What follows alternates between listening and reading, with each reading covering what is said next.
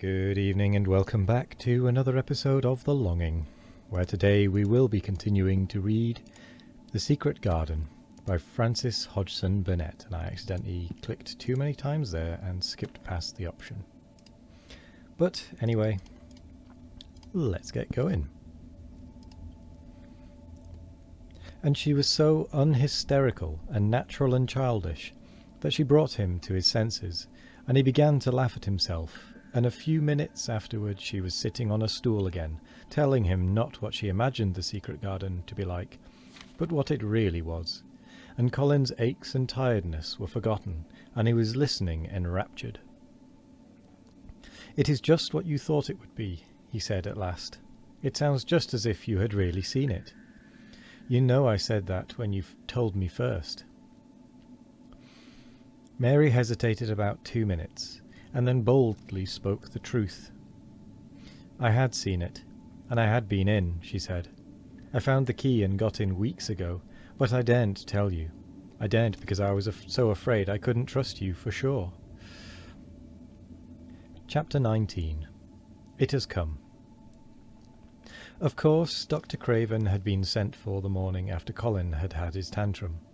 He was always sent for at once when such a thing occurred, and he always found, when he arrived, a white shaken boy lying on his bed, sulky and still so hysterical that he was ready to break into fresh sobbing at the least word. In fact, Dr. Craven dreaded and detested the difficulties of these visits. On this occasion, he was away from Misselthwaite Manor until afternoon. "How is he?" he asked Mrs. Medlock, rather irritably, when he arrived. "He will break a blood vessel in one of those fits some day. The boy is half insane with hysteria and self-indulgence." "Well, sir," answered Mrs. Medlock, "you'll scarcely believe your eyes when you see him. The plain, sour-faced child that's almost as bad as himself has just bewitched him. The Lord knows she's nothing to look at, and you scarcely ever hear her speak, but she did what none of us dare do. She just flew at him like a little cat last night, and stamped her feet and ordered him to stop screaming. And somehow she startled him so that he actually did stop. And this afternoon, well, just come up and see, sir. It's past crediting." The scene which Dr. Craven beheld when he entered his patient's room was indeed rather astonishing to him. As Mrs. Medlock opened the door, he heard laughing and chattering. Colin was on his sofa in his dressing gown, and he was sitting up quite straight looking at a picture in one of the garden books, and talking to the plain child, who at that moment could scarcely be called plain at all, because her face was so glowing with enjoyment. "Those long spires of blue ones. We'll have a lot of those," Colin was announcing. "They're called delphiniums. Dickon says they're larkspurs made big and grand," cried Mistress Mary. "There are clumps there already." Then they saw Dr. Craven and stopped.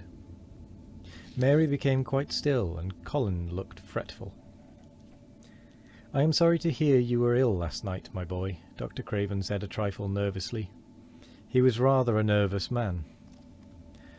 "I'm better now, much better," Colin answered, rather like a Rajah. "I'm going out in my chair in a day or two, if it's fine. I want some fresh air." Dr. Craven sat down by him and felt his pulse and looked at him curiously. "It must be a very fine day," he said, "and you must be very careful not to tire yourself."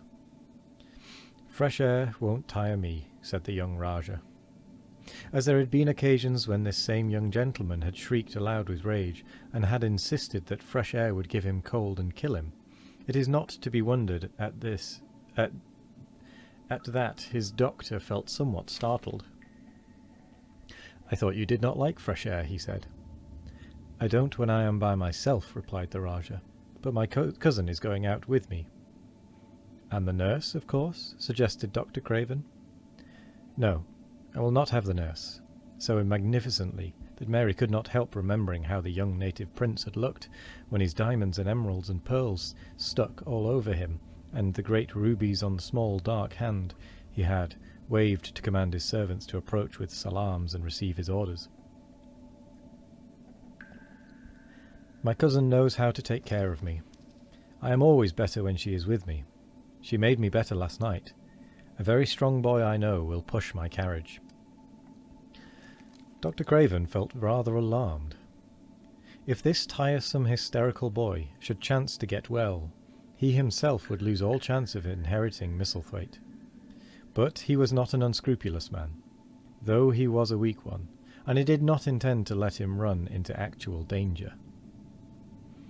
"He must be a strong boy and a steady boy," he said, "and I must know something about him. Who is he? What is his name?" "It's Dickon," Mary spoke up suddenly. She felt somehow that everybody who knew the moor must know Dickon, and she was right too. She saw that in a moment Dr. Craven's serious face relaxed into a relieved smile. "Oh, Dickon," he said. "If it is Dickon, you will be safe enough. He's as strong as a moor pony, is Dickon." "And he's trusty," said Mary. "He's the trustiest lad in Yorkshire." She had been talking Yorkshire to Colin, and she forgot herself. "Did Dickon teach you that?" asked Dr. Craven, laughing outright. "I'm learning it as if it was French," said Mary rather coldly. "It's like a native dialect in India. Very clever people try to learn them. I like it, and so does Colin." "Well, well," he said. "If it amuses you, perhaps it won't do you any harm. Did you take your bromide last night, Colin?" Sorry, just having a drink. "No," Colin answered. "I wouldn't take it at first, and after Mary made me quiet, she talked me to sleep, in a low voice, about the spring creeping into a garden." "That sounds soothing," said Dr. Craven, more perplexed than ever, and glancing sideways at Mistress Mary, sitting on a stool and looking down silently at the carpet. "You are evidently better, but you must remember—" "I don't want to remember," interrupted the Rajah, appearing again. "When I lie by myself and remember, I begin to have pains everywhere, and I think of things that make me begin to scream because I hate them so. If there was a doctor anywhere who could make you forget you were ill instead of remembering it, I would have him brought here." And he waved a thin hand which ought really to have been covered with royal signet rings made of rubies. "It is because my cousin makes me forget that she makes me better." Dr. Craven had never made such a short stay after a tantrum. Usually he was obliged to remain a very long time and do a great many things. This afternoon he did not give any medicine or leave any new orders, and he was spared any disagreeable scenes. When he went downstairs, he looked very thoughtful, and when he talked to Mrs. Medlock in the library, she felt that he was a much puzzled man. "Well, sir," she ventured, "could you have believed it?" "It is certainly a new state of affairs," said the doctor, "and there's no denying it is better than the old one." "I believe Susan Sorby's right." "I do that," said Mrs. Medlock. "I stopped in a cottage on my way to Thwaite yesterday, and had a bit of a talk with her, and she says to me, 'Well, Sarah Ann, she mayn't be a good child, and she mayn't be a pretty one, but she's a child, and children needs children. We went to school together, Susan Sorby and me.' She's the best sick nurse I know," said Dr. Craven. "When I find her in a cottage, I know the chances are that I shall save my patient." Mrs. Medlock smiled. She was fond of Susan Sorby, and that is how you say that word. I know that for a fact. "She's got a way with her, has Susan," she went on quite volubly. "I've been thinking all morning of one thing she said yesterday. She says, 'Once when I was giving the children a bit of a preach after they'd been fighting, I says to 'em all, when I was at school my geography told us world was shaped like an orange, and I found out before I was 10 that the whole orange doesn't belong to nobody. No one owns more than has a bit of a quarter, and there's times it seems like there's not enough quarters to go round. But don't you, none of you, think as you own the whole orange, or you'll find out you're mistaken, and you won't find it out without hard knocks. What children learns from children, she says, is that there's no sense in grabbing at the whole orange, peel and all. If you do, you'll likely not even get pips, and them's too bitter to eat." "She's a shrewd woman," said Dr. Craven, putting on his coat. And with that, we actually come quite neatly to the end of the episode, so I will say thank you very much for joining me today. I hope you all have a wonderful morning, evening, afternoon or night. No matter what time of day it is, I hope you all have a wonderful one of it. And as always, we will be back tomorrow for more of The Longing. Goodbye.